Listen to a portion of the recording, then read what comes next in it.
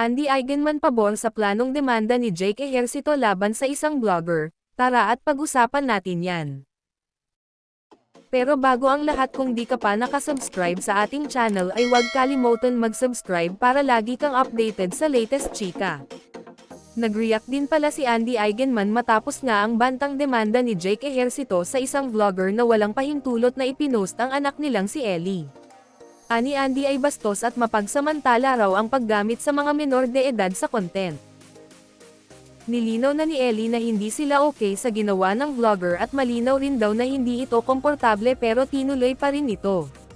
Kaya si ni Andy, build your platform on integrity. Don't use our daughter for clout.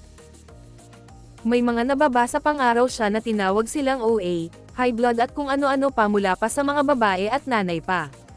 Tulo ka. Nang i-post daw ng influencer ang video ng 13-year-old girl sa kanyang timeline, binuksan nito ang pinto para sa mga rabid at bastos followers para iharas ang bata sa comment section.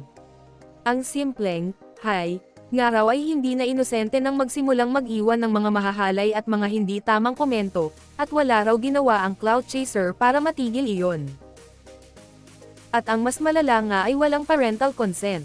Suportado nga ng mga follower nila ang gagawin nilang hakbang para makasuhan ang vlogger. Kahit sino naman na magulang ay ganun ang magiging reaksyon kapag hinaras ang anak nila, no?